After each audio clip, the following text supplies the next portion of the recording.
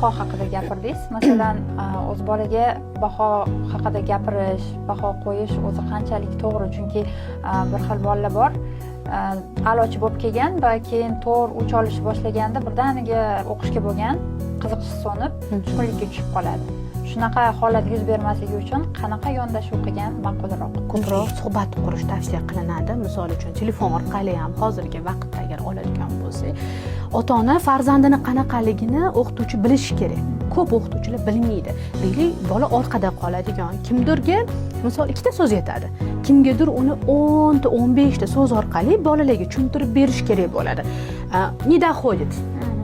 Har xil bola bor. Bu degani bu bola diagnozli yoki bu bola sog'lom degani emas. Bolani potensiali shunaqa. Bolaga sekin yetib boradi. Shu narsani tushuntirish, ya'ni o'qituvchi bunga ko'proq e'tibor berib, ko'proq tushuntirishi kerak bo'ladi.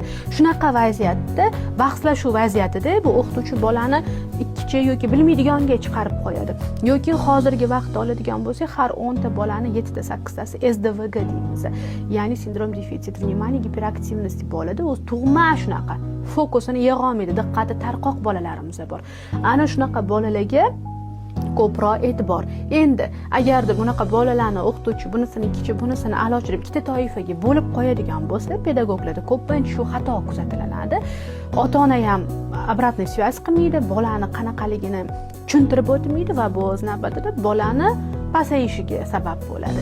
Endi ota-onani vazifasi bunaqa vaziyatda qanaqa? Bolaga faqat fokusi 5 olishga emas, jarayonga qaratish kerak. O'qish vaqtida o'qish protsessi unga zo'r bo'lishi kerak. Tezroq shu proses tugasada 5 olish emas. U baholarimiz bizga hayotimizda hech qanaqa ishlama qilib bermadi, rol o'ynamadi. O'sha jarayon, o'sha o'zlashtirishi yaxshiroq o'zlashtirish va albatta uyga kelganda ham o'zlashtirdingmi so'ra. Mayli, misol deylik 2 oldi yo 3 oldi. Agar shu darsni farzandingiz yaxshi o'zlashtira olgan bo'lsa, bo'ldi.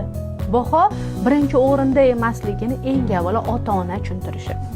Lekin sinfda raqobat bo'lishi uchun, bola bir-biridan ko'proq o'zishi va harakat qilishi uchun baho qo'yiladi. Lekin shu raqobatda, sog'lom raqobatda ota-ona faqatgina bahoga fokusini qaratmasdan, bolani o'zini o'zlashtirayotganini muhim qilib agar ko'rsata olsa, bola 2 olsa ham, 3 olsa ham aytganingizdek so'nib qolmaydi. Agar faqat fokus 5 olishga qaratilgan bo'lsa, bunda nima bo'ladi? Sindrom отличницы. Hayotda ham faqat bu eng zo'ri, eng oldi bo'lishi kerak. Chunki ota-ona faqat shuni singdirdi bolaga.